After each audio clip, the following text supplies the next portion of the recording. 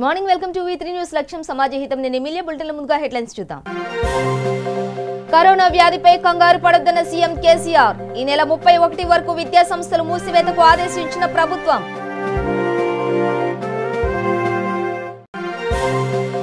Corona కట్టడికి ప్రత్యేక శ్రద్ధ వహిస్తున్న తెలంగాణ ప్రభుత్వం.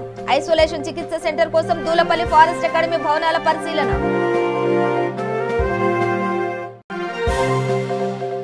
అచ్చంపేటలో విద్యుత్ ట్రాన్స్ఫారంలో అకస్మాత్తుగా చెలరేగిన మంటలు, ప్రాణ భయంతో పరుగులు పెట్టిన స్థానికులు.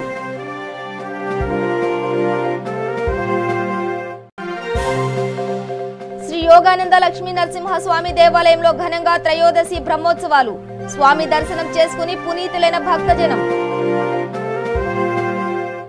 డీటెయిల్స్ చూస్తే Telangana CM KCR corona virus విస్తృతిపై కేబినెట్ సమావేశం నిర్వహించారు. సమావేశం ముగిసిన అనంతరం కేబినెట్ నిర్ణయాలను మీడియాకు వివరించారు. కరోనా మన దేశంలో పుట్టిన వ్యాధి కాదని, చైనాలో జన్మించి అక్కడి నుంచి ఇతర దేశాలకు పాకుతోందన్నారు. దీనిపై భయోత్పాతానికి లోనవ్వాల్సిన అవసరం లేదన్నారు. కరోనా బాధితుల్లో తెలంగాణ వాసులెవరూ లేరని కేసీఆర్ వెల్లడించారు. కేంద్రం నుంచి తమకు అందిన సమాచారం ప్రకారం దేశంలో 83 మందికి కరోనా సోకిందని, వారిలో 66 మంది భారతీయులు కాగా మిగతా వాళ్లు విదేశీయులని వివరించారు. ఈ 66 మంది భారతీయులు కూడా విదేశాల నుంచి ఇక్కడికి వచ్చిన వాళ్లేనని తెలిపారు. ఇప్పటి వరకు 10 మంది కోలుకోగా 2 మరణించారని, మిగతా వాళ్లకు చికిత్స జరుగుతోందని తెలిపారు. 130 కోట్ల మంది జనాభా ఉన్న భారత్ లో ఇది 83 మందికి సోకిందని, అందున మరణాల సంఖ్య 2ఏనని, దీనిపై ఎవరూ ఆందోళన చెందాల్సిన అవసరం లేదని స్పష్టం చేశారు. కరోనాపై పోరుకు ఎంత ఖర్చైనా చేస్తామని, అయితే ప్రస్తుతానికి కేబినెట్ 500 కోట్లు ప్రాథమికంగా మంజూరు చేసిందని తెలిపారు. ముందు జాగ్రత్తగా ఈ నెల 31 వరకు విద్యా సంస్థలు, కోచింగ్ సెంటర్లు, సమ్మర్ క్యాంపులు మూసివేయాలని నిర్ణయించినట్టు తెలిపారు. తమ ఆదేశాలు ఉల్లంఘిస్తే కఠిన చర్యలు తీసుకుంటామని సీఎం కేసీఆర్ హెచ్చరించారు. ఇక ఇంటర్ 10వ తరగతి పరీక్షలు, ఎంట్రన్స్ టెస్టులు షెడ్యూల్ ప్రకారమే జరుగుతాయని స్పష్టం చేశారు. గ్రామీణ ప్రాంతాల్లో కరోనా వచ్చే అవకాశాలు చాలా తక్కువని ఆయన అభిప్రాయపడ్డారు. జనసమూహాలు ఉన్న చోటుకు వ్యక్తులు వెళ్లడానికి తగ్గించాలని సూచించారు. మన రాష్ట్రంలో అయితే ఇది అసలు లేదు. ఫస్ట్ ఒక వ్యక్తికి వచ్చింది. అతను వేరే దేశం నుంచి వచ్చి బెంగళూరుకు వచ్చి అక్కడి నుంచి మన దగ్గరకు వస్తే వచ్చింది. అతన్ని మన వాళ్ళు తీసుకొని ట్రీట్మెంట్ చేసినారు. అతను క్యూర్ కూడా అయింది. అతను బతికినాడు. డిశ్చార్జ్ కూడా చేసినారు. ఆ తర్వాత ఈరోజు ఉదయం ఇక అనుమానించిన కేసులు వచ్చినట్టయితే మన దగ్గర పెట్టుకొని ట్రీట్మెంట్ చేస్తూ ఆ రిపోర్ట్ ఫైనల్ కన్ఫర్మేషన్ కోసం భారత ప్రభుత్వం ఏర్పాటు చేసిన పూణేలో ఉన్న ఒక ప్రత్యేక ఇన్స్టిట్యూట్ ఉంది, అక్కడ పంపిస్తా ఉన్నాం. ఒక్క వ్యక్తికి పాజిటివ్ వచ్చింది. అతను ఇప్పుడు మన కంట్రోల్లో ఉన్నాడు. గాంధీ హాస్పిటల్లో ట్రీట్మెంట్ జరుగుతూ ఉంది. బాగానే ఉన్నాడు. రెస్పాన్స్ కూడా ఇస్తా ఉన్నాడు. ఇంకొక 2 కూడా అనుమానంగా ఉన్నదని చెప్పి కేసు పంపించినారు. అవి రిపోర్ట్ రావాలి. ఇంకా రిపోర్ట్ రాలేదు. అది వచ్చిన తర్వాత మనం దాని గురించి ఆలోచించవచ్చు. అంటే కేవలం ఒక వ్యక్తి కోలుకొని పోయినాడు, ఇంకో వ్యక్తి పాజిటివ్ ఉందని తెలిస్తే ట్రీట్మెంట్ జరుగుతూ ఉంది. ఇంకో ఇప్పుడు ఇంతకు మించి మన దగ్గర పెద్ద భయోత్పాతమైన పరిస్థితి లేదు. దేశం కూడా లేటెస్ట్. నేను పొద్దున శాసనసభలో చెప్పినప్పుడు కంట్రీలో ఇప్పటివరకు 65 మెంబర్స్కి వచ్చిందని చెప్పినాం.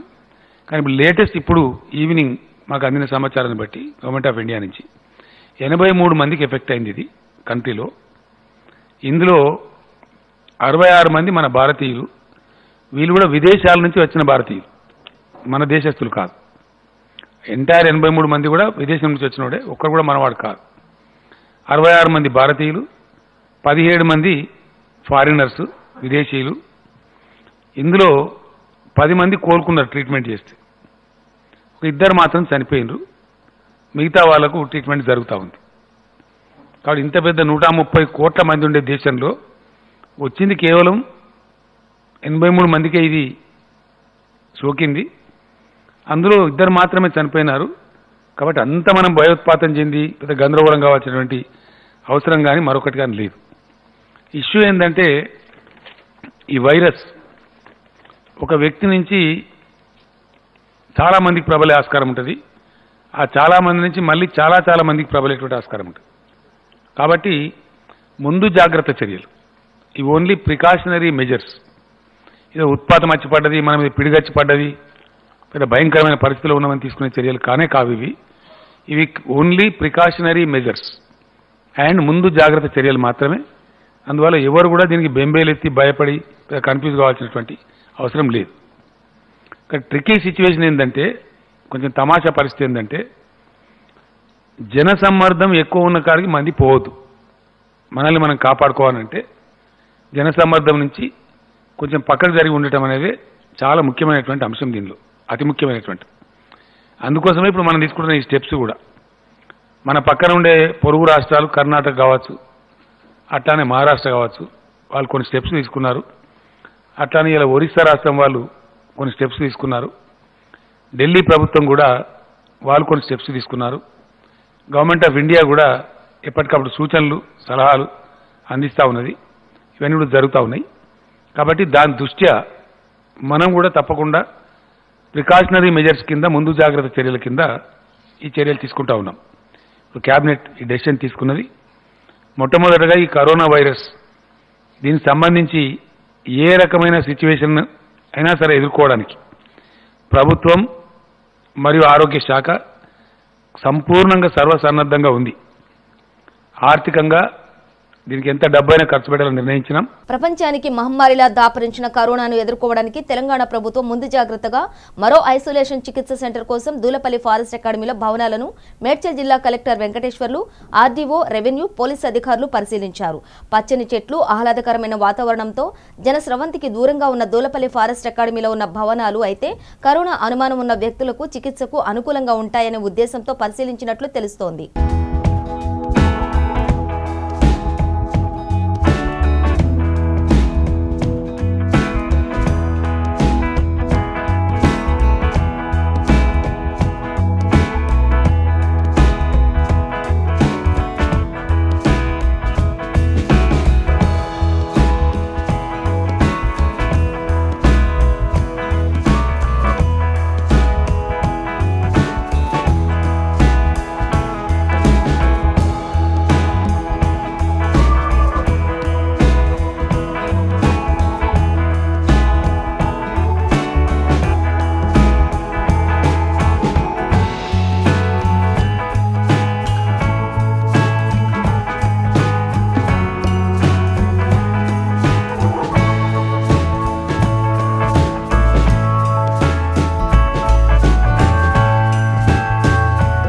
నాగర్ కర్నూలు జిల్లా అచ్చంపేట పట్టణంలో పోలీస్ స్టేషన్ ముందు గల విద్యుత్ ట్రాన్స్ఫారంలో అకస్మాత్తుగా మంటలు చెలరేగాయి. ఈ మంటలకు రోడ్డుపై వెళ్తున్న ప్రజలు మరియు వ్యాపారులు భయాందోళన చెంది మట్టితో మంటలను ఆర్పేందుకు ప్రయత్నించారు. ఈ క్రమంలో సమాచారం అందుకున్న అగ్నిమాపక సిబ్బంది హుటాహుటిన వచ్చి SSS రసాయన మిశ్రమ నీటితో మంటలను ఆర్పారు. కాగా ఈ ప్రమాదానికి గల కారణం ట్రాన్స్ఫారంలోని ఆయిల్స్ లీకేజీ వల్ల స్కార్ప్ వచ్చి మంటలు వ్యాపించాయని తెలిసింది. అగ్నిమాపక సిబ్బంది సకాలంలో రావడంతో పెను ప్రమాదం తప్పింది.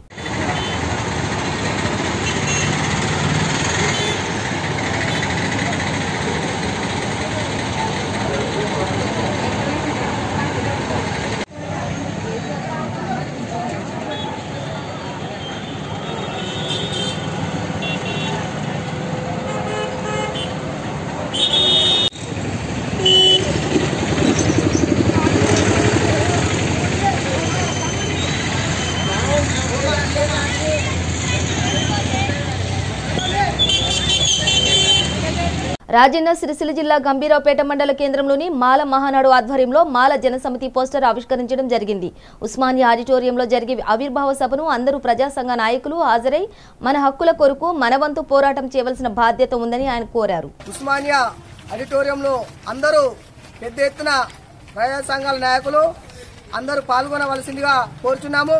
రేపు జరగబోయే బహిరంగ సభకు, ఉస్మానియా యూనివర్సిటీలో జరగబోయే సభకు ప్రతి ఒక్కరూ హాజరై పెద్ద ఎత్తున మన హక్కుల కోసము మనం అందరము పోరాటం చేయవలసిన బాధ్యత ఎంతైనా ఉంది. కాబట్టి మనకు దళితులకు అడుగడుగున అన్యాయాలు జరుగుతున్నాయి, హత్యలు జరుగుతున్నాయి, హత్య కేసులు జరుగుతున్నాయి, బాగా జరుగుతున్నాయి. కాబట్టి ఇటువంటి సమయంలో మనం అందరము మాలనము చైతన్యవంతులమై మన యొక్క హక్కుల సాధన కోసము రాజ్యాధికారం దిశగా వెళ్ళవలసిందిగా కోరుచున్నాము. మాల జనసమితి ఆవిర్భావ సభకు ఉస్మానియా ఆడిటోరియంకు ప్రజలు పెద్ద ఎత్తున దళిత సంఘాల నాయకులు అందరూ తరలి రావాల్సిందిగా కోరుచున్నాము. ఆదిలాబాద్ జిల్లా ఉట్నూరు మండలంలో పాఠశాల విద్యార్థులు ఐబీ చౌరస్తా నుండి వినాయక్ చౌరస్తా వరకు కరోనా వైరస్ పై అవగాహన ర్యాలీ నిర్వహించారు. ఈ కార్యక్రమంలో Utnoor DMHO doctor Manohar, Utnoor CI Naresh, వైద్యులు, ఉపాధ్యాయులు పాల్గొన్నారు. ఈ సందర్భంగా ఉట్నూరు డిఎంహెచ్ఓ మనోహర్ మాట్లాడుతూ కరోనా వైరస్ పై ప్రజలు ఆందోళన చెందాల్సిన అవసరం లేదన్నారు. వేసవి కాలం కావున నమోదైన 30 నుండి 35 డిగ్రీల వరకు ఉష్ణోగ్రతలు ఉండటంతో కరోనా వైరస్ ఉండదన్నారు. ప్రజలందరూ ఇంటికి వచ్చాక కాళ్లు చేతులు శుభ్రంగా కడుక్కోవాలని సూచించారు. ముందస్తు జాగ్రత్తలు పాటిస్తే ఎలాంటి వ్యాధులు సోకవని తెలిపారు. దగ్గు, జలుబు, జ్వరం లాంటి లక్షణాలు ఉంటే వెంటనే వైద్యులను సంప్రదించాలని కోరారు.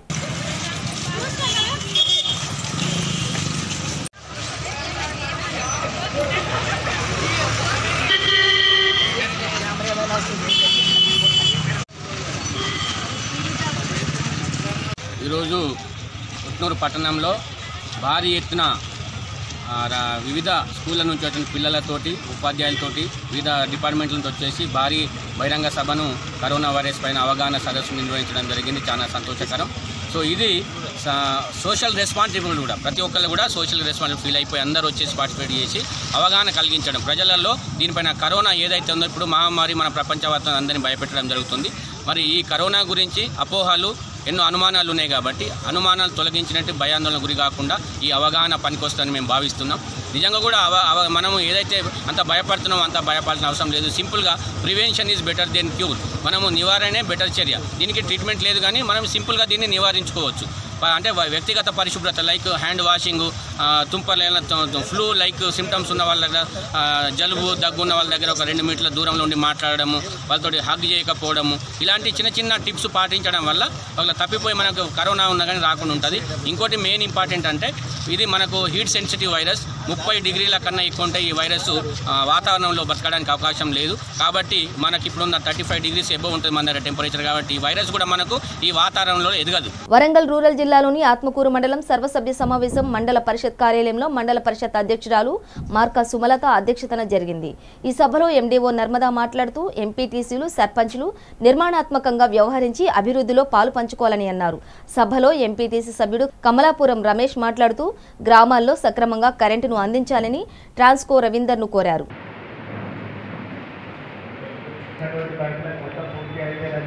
అదేవిధంగా టీడీ ట్యాంకులు పూర్తి అయిపోయినవి. రెండవ దఫాలో కూడా మళ్ళీ తప్పబడినటువంటి గ్రామానికి పైప్ లైన్ వచ్చింది. దాంట్లో భాగంగా నేరుకుంద, తర్వాత అత్తపేట, కనెక్షన్లు, కొన్ని గ్రామాలకు రెండవ దఫాలో వచ్చినటువంటి పైప్ లైన్ కూడా పూర్తి కావాల్సింది. అదేవిధంగా మెయిన్గా గూడెంపాలెంలో ఆర్ఎంటీ రోడ్డు వేయడంలో మరియు నేషనల్ హైవే రోడ్డు వేయడంలో మన పైప్ లైన్ పూర్తిగా ధ్వంసమైనది. దానికి ప్రత్యామ్నాయంగా నేషనల్ హైవే వాళ్ళు పూర్తి చేపిస్తే మన పైప్ లైన్ కూడా పూర్తి చేస్తారు. అదేవిధంగా ఈ సమ్మర్లో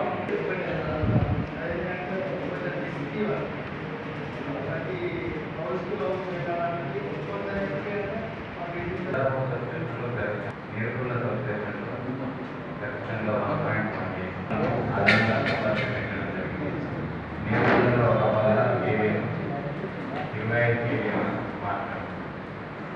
అదే నీరుల వాడకం ఈ రెండు కూడా అదనంగా జాతర సమీపంలో, ఎందుకంటే మొన్న జాతర టైంలో వాటిని ఎస్కేసీ కన్స్యూమర్స్ ఎవరైతే ఉన్నారో ఏదైనా నాకు ఫోన్ చేయండి, నేను వెంటనే అనుకుంటాను. యాక్చువల్గా నాకు ఫోన్ వస్తాయి 11:30 ఇరిగేషన్ వాళ్ళు మాకు లెటర్స్ నేను ఇస్తాను.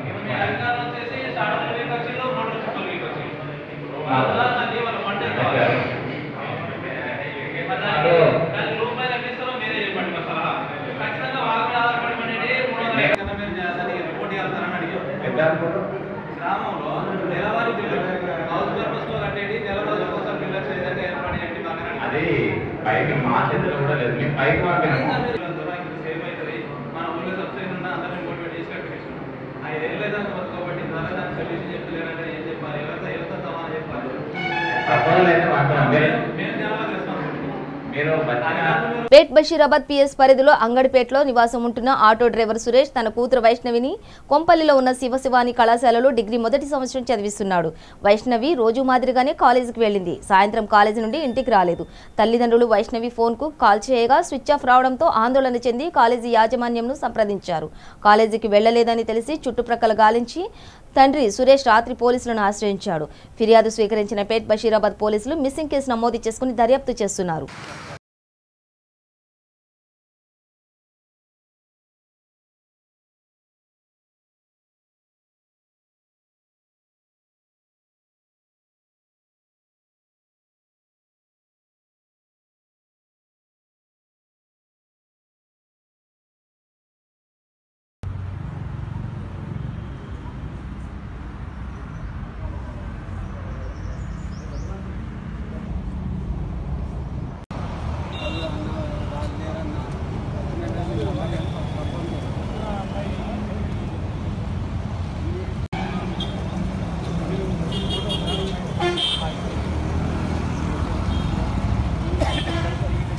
బహదూర్పుర పోలీస్ స్టేషన్ పరిధి నందు ముసలిగూడలో బావిలో పడి 9 సంవత్సరాల అక్షయ్ 10 సంవత్సరాల రతన్ లాల్ ఇద్దరు ప్రమాదవశాత్తు బావిలో పడి మృతి చెందారు.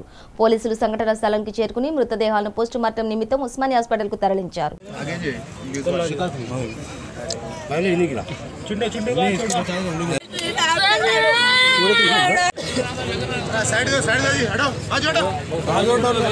मूसी के अंदर किशनबाग डिवीज़न काशीबुग्गा टेम्पल के पीछे मंदिर की एक बौली है। उस बौली को मंदिर के पानी जो यूज़ के लिए लिया जाता है। आज 2 बच्चे अक्षय और रतन लाल 9 साल और 10 साल साकिन जियागुड़े में रहते हैं। बच्चे खेलते खेलते बौली में आकर शायद झांकने गए, गिर गए बच्चे बौली में। गिरने से बहुत देर के बाद उन्हें निकाले तक बच्चों की मौत वाक़ई हो गई। ये बहुत अफसोसनाक वाक़या है हमारे को, सारे लोगों को, यहाँ जो ठहरे अवाम को। సూర్యాపేట జిల్లా మోతే మండల ప్రజా పరిషత్ కార్యాలయం ఎదుట ఫీల్డ్ అసిస్టెంట్లు వేతనాలు పెంచాలంటూ ధర్నా నిర్వహించారు. సర్క్యులర్ నెంబర్ 4779ను వెంటనే రద్దు చేయాలని, ఫీల్డ్ అసిస్టెంట్లను పంచాయతీ కార్యదర్శులుగా గుర్తించాలని, కనీస వేతనం చట్ట ప్రకారం వేతనం 21,000 పాటు ఉపాధి హామీలో పనిచేసే కూలీలకు దినసరి వేతనం 350 రూపాయలు చెల్లించాలంటూ ఫీల్డ్ అసిస్టెంట్లు ధర్నా నిర్వహించారు.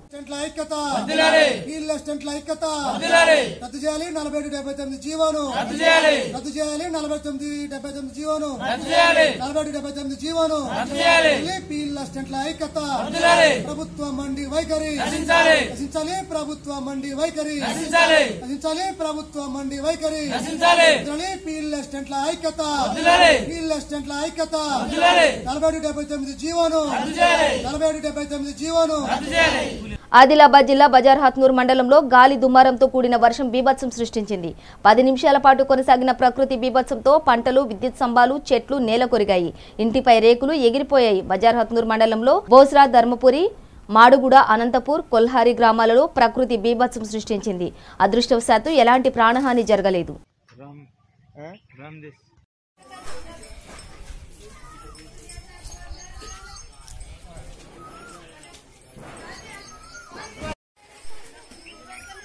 राहू द्या, टाकूच नका हो. आता काय गडबड आहे तुम्हाला?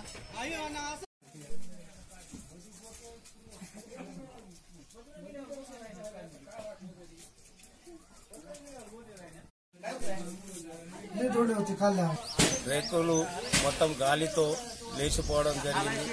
ఎవరికి ప్రాణ నష్టం జరగలేదు. రేకుల మీద ఉన్న మొత్తం బండలు కింద పడి పండుకొని మంచాలు, బెడ్లు మొత్తం ఇరిగిపోవడం జరిగింది. అందరూ ఇంట్లో ఉన్న అందరూ పిల్లలకు తీసుకొని బయట వెళ్ళి పిల్లలను కాపాడుకున్నారు. వాళ్ళని తినడానికి తిండి మొత్తం ధాన్యాలు, బట్టలు మొత్తం దింగనైనాయి. వాళ్ళ ఉన్నాయి డాక్యుమెంట్స్ ఏది ఉంటుందో అవి మొత్తం తడిసిపోయి జోర్నకల్ మండలంలోని చిలుకూడు మోడల్ స్కూల్లో విద్యార్థులకు ప్యాడ్లు, పెన్నులు మొదలగు స్టేషనరీ సామాగ్రితో 6వ వార్డు కౌన్సిలర్ సంధ్యారాణి చేతుల మీదుగా 10వ తరగతి 95 మంది విద్యార్థులకు అందజేశారు. ఈ కార్యక్రమం మోడల్ స్కూల్ ప్రిన్సిపల్ భాస్కర్రావు అధ్యక్షతన నిర్వహించారు. ఈ సందర్భంగా సంధ్యారాణి మాట్లాడుతూ విద్యార్థులు తల్లిదండ్రుల ఆశయాలను నెరవేర్చుకోవాలని, విద్యార్థులు 10వ తరగతి ఉత్తమ ఫలితాలు సాధించాలన్నారు. మండలంలోని 30 గ్రామాలకు చెందిన విద్యార్థులకు తెలంగాణ రాష్ట్ర ప్రభుత్వం మౌలిక సదుపాయాలతో పాటు బలుగు బలహీన వర్గాల విద్యార్థుల సంక్షేమం కోసం ఇంగ్లీష్ మీడియం స్కూల్ చక్కటి విద్యను అందిస్తున్న ఆదర్శ పాఠశాలని ఆమె అన్నారు.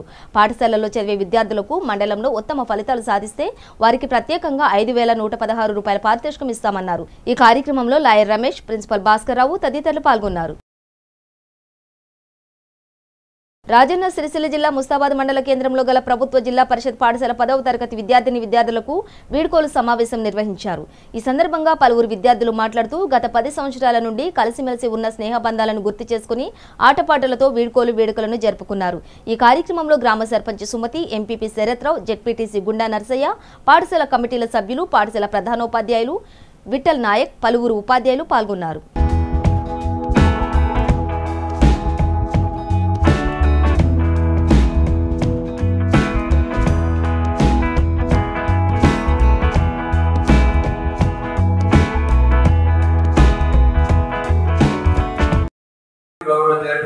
ప్రత్యేకంగా శుభాకాంక్షలు మండల ప్రజల తరఫున శుభాకాంక్షలు తెలియజేసుకుంటూ ఒక చిన్న మేము సన్మాన కార్యక్రమం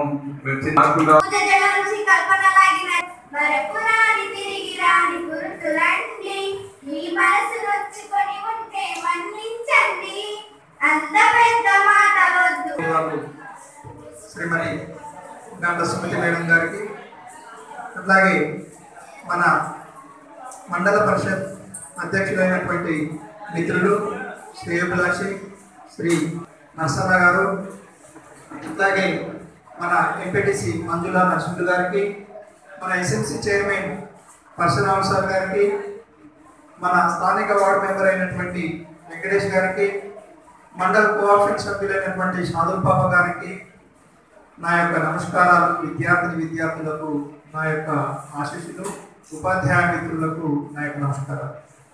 హైదరాబాద్ ఇస్లామియా బజార్ కోటిలో శ్రీ యోగానంద లక్ష్మీ నరసింహస్వామి దేవాలయం త్రయోదశి బ్రహ్మోత్సవాల సందర్భంగా మహాశివరాత్రి, చక్రస్నానం, తీర్థ ప్రసాదాలు వితరణ, అన్నదాన కార్యక్రమాలు నిర్వహించడం జరిగింది. ఈ కార్యక్రమంలో వివిధ ప్రాంతాల నుండి భక్తులు అధిక సంఖ్యలో పాల్గొని శ్రీ లక్ష్మీ నరసింహస్వామి దర్శనం చేసుకుని పునీతులయ్యారు.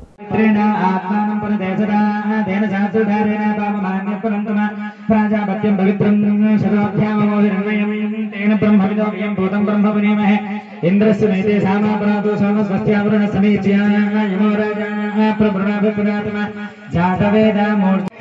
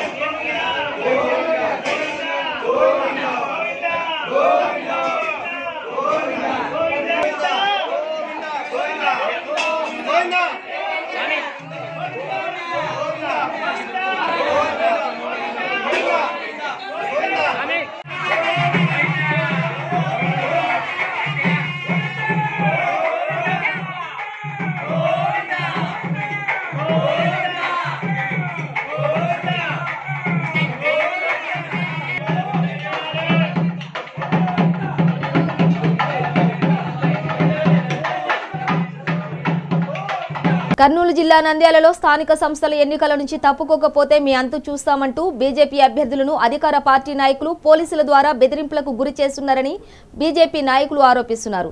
ప్రజాస్వామ్యబద్ధంగా ఎన్నికలు నిర్వహించాలని ఒకవైపు రాష్ట్ర ముఖ్యమంత్రి వైఎస్ జగన్మోహన్ రెడ్డి చెబుతూనే మద్యం డబ్బు పంపిణీ చేయకూడదని ప్రజాస్వామ్యాన్ని కాపాడాలని ఒకవైపు చెబుతూనే మరోవైపు జగన్మోహన్ రెడ్డి అసలు రూపం బయటపెడుతున్నాడని వాపోయారు.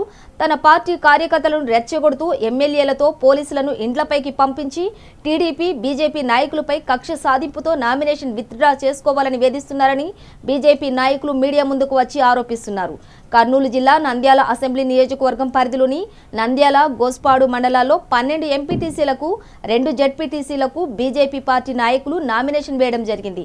అయితే అధికార పార్టీ వైసీపీ 9 స్థానాలను, ప్రతిపక్ష పార్టీ టీడీపీ 3 స్థానాలను పంచుకోవడంతో బీజేపీ పార్టీ నామినేషన్ వేస్తే దీని అడ్డు తొలగించేందుకు అధికార పార్టీ నాయకులు పోలీసులతో అభ్యర్థులను ఒత్తిళ్లకు గురి చేస్తున్నారని బీజేపీ నాయకులు మీడియా ద్వారా తెలియపరిచారు. మీడియా సమావేశంలో నంద్యాల పార్లమెంటు బీజేపీ అధ్యక్షులు బుడ్డా శ్రీకాంత్ రెడ్డి మాట్లాడుతూ నామినేషన్ వేసిన అభ్యర్థులను ఉపసంహరించుకోవాలని వేధింపులకు గురి చేస్తున్నారని, ఇది కేంద్ర హోంశాఖ మంత్రి అమిత్ షా దృష్టికి తీసుకువెళ్తామని, ఈ విషయంపై రాష్ట్ర నాయకులతోనూ రాష్ట్ర ఎన్నికల అధికారి దృష్టికి తీసుకువెళ్తామని తెలియజేశారు. అధికార పార్టీ నుండి మాకు రక్షణ కల్పించాలని మీడియా ద్వారా బుడ్డా శ్రీకాంత్ రెడ్డి కోరారు. ఫోన్ చేసి వాళ్ళని విత్డ్రా చేసుకోమని చెప్తావా లేదా నువ్వు అని చెప్పి అక్కడ ఎస్ఐకి చెప్తే ఎస్ఐ గారు మా ఇంటి దగ్గరకు వచ్చి ఏమా మీరు నామినేషన్ చేసి వచ్చినా అంట కదా, మీరు విత్డ్రా చేసుకుంటారా లేదంటే మిమ్మల్ని అరెస్ట్ చేయాలా అని చెప్పి మమ్మల్ని ఒత్తిడి చేస్తున్నాడు. మీకు చాలా తీవ్రంగా అంటుంది. మీరు చిన్న కులం వాళ్ళు మీరు చెప్పిన మాట వినరా అని చెప్పి మమ్మల్ని బెదిరించడం జరిగింది సార్. వీళ్ళను నిలబెట్టడం జరిగింది. నిలబెట్టిన వాళ్ళ నుండి ఎస్ఐ గారు వాళ్ళ ఇంటికి పోయి ఖచ్చితంగా మీరు విత్డ్రా చేసుకోవాలి అని చాలా రకరకాలుగా వేధిస్తున్నాడు. కాబట్టి మేము ఎస్సీలము, మేము ఎస్సీ యాక్ట్ కింద వాళ్ళను కేసు పెడతాము. కేసు పెట్టడానికి ఎంతవరకైనా రెడీ. మేము శిల్ప వాళ్ళను మేము వెంటబడి వాళ్ళపైన మేము నిలబడడం ఖాయమే, గెలిచడం కూడా ఖాయమే. ఇది వాళ్లకు తొలి మెట్టు, వాళ్ళ నాశనానికి తొలి మెట్టు. ఖచ్చితంగా మా మహిళల జోలి వస్తే ఎవడైనా సరే ఖచ్చితంగా వాళ్ళకు గుణపాఠం చెప్తానని నేను బీజేపీ తరఫున నేను మీకు చెప్తున్నాను. ఎక్కువైపోయింది. ప్రతి ఒక్క క్యాండిడేట్ మీద ప్రతి ఒక్క చోట మొత్తం ఆంధ్రప్రదేశ్ మొత్తం ఇలా జరుగుతుంది. నంద్యాల కూడా అలాగనే చేయాలని ప్రయత్నం చేశారు. కానీ మా అభ్యర్థులు గట్టిగా నిలవడం వల్ల ఈరోజు మేము ఇంకా గట్టి పోటీ ఇవ్వాలని ప్రయత్నం చేస్తున్నాము. ఖచ్చితంగా రేపు వైఎస్ఆర్సీపీని ఖచ్చితంగా ఓడికొడతాము. ఇది నైతికంగా విజయం. మాది ఫస్ట్ నైతిక విజయం. ఈరోజు వీళ్ళందరూ మొత్తం ఓడిపోయినట్టే, వైఎస్ఆర్సీపీ వాళ్ళందరూ ఓడిపోయినట్టే. ఈరోజు మా క్యాండిడేట్స్ కొంతమంది ఇండ్ల దగ్గరికి వెళ్ళి ఎస్ఐ నిరంజన్ రెడ్డి గారు నీ మీద కేసులు పెడతాం అది పెడతామని చెప్పి బెదిరియడము, గోస్పాడు సంబంధించిన వరకు క్యాండిడేట్స్ని. ప్లస్ ఈరోజు సిఐ కమ్మిగిరి రాముడు ఈడ మా ఆఫీస్కి వచ్చేసి ఇలా క్యాండిడేట్స్ అందరూ రాండి జీపులు కూర్చోండి విత్డ్రా చేయాల్సిందే అని చెప్పేసి బలవంతంగా ఎక్కియాలని ప్రయత్నం చేయడము ఇది ఎగ్నెస్ట్ డెమోక్రసీ. ఇది మేము భారతీయ జనతా పార్టీ తరఫున ఖండిస్తున్నాము. ఇది మా పెద్దలకు ఖచ్చితంగా ఎస్కలేట్ చేస్తాము. ఇది మేము ఖచ్చితంగా రేపు బీఫామ్ ఇచ్చి తిరుగుతాము. ఇది ఎలక్షన్ కమిషన్ వారు ఏం చేస్తున్నారు నాకు అర్థం కావట్లేదు. ఎలక్షన్ కమిషన్ వారు ప్రతి ఒక్క క్యాండిడేట్కి ఒక సెక్యూరిటీ ఇస్తామన్నారు. నిన్న నిలబడే ప్రతి ఒక్క క్యాండిడేట్ సెక్యూరిటీ ఇస్తామన్నారు. ఏదో ఇవ్వకుండా ఇలా చేయడం ఎంతవరకు తాసరి చేయడము ఎలక్షన్ కమిషన్ కూడా వైఎస్ఆర్సీపీ వారికి వాళ్ళు కండు వేసుకున్నారు. ఇది చాలా దుర్మార్గమైన ప్రభుత్వం. ఇది ఎంత కడప రౌడీజం చేస్తున్నారంటే ఇక్కడ ప్రతి ఒక్కరిని నయాన భయాన లేదంటే కేసులు పెడతాం. ఇప్పుడు అన్న చెప్పినట్టు గంజాయి ఇంట్లో వేసి గంజాయి పెట్టేసి గంజాయి కేసు పెడతారంటున్నారు. దొంగ మందు పెట్టేసి ఇది ఎక్సైజ్ కేసు పెడతామంటున్నారు. ఎర్రచందనం పెట్టి కేసు పెడతామంటున్నారు. లేదంటే ఎస్సీ కేసులు పెడతామంటున్నారు. ఇది చాలా దుర్మార్గము. దీన్ని మేము తీవ్రంగా పరిగణిస్తున్నాము. ఖచ్చితంగా మేము గోస్పాడు నంద్యాలలో అన్ని చోట్ల మేము వేసిన చోట్ల ప్రతి ఒక్క చోట కంటెస్ట్ చేస్తాము. ఖచ్చితంగా ఇది టీడీపీ వాళ్ళు భయపడి పారిపోయి వచ్చామో కానీ భారతీయ జనతా పార్టీ ధైర్యవంతమైన పార్టీ కార్యకర్తలందరూ నిష్ఠతో చాలా గట్టిగా ఉంటారు. కాబట్టి మేము ఖచ్చితంగా గట్టిగా పోటీ చేస్తాం. బులెటిన్ ముగించే ముందు హెడ్లైన్స్ మరోసారి. కరోనా వ్యాధిపై కంగారు పడొద్దన్న సీఎం కేసీఆర్. ఈ నెల 31 వరకు విద్యా సంస్థలు మూసివేతకు ఆదేశించిన ప్రభుత్వం.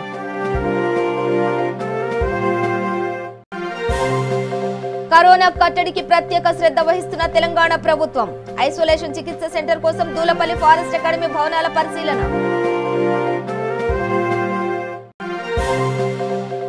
అచ్చంపేటలో విద్యుత్ ట్రాన్స్ఫారంలో అకస్మాత్తుగా చెలరేగిన మంటలు, ప్రాణ భయంతో పరుగు పెట్టిన స్థానికులు.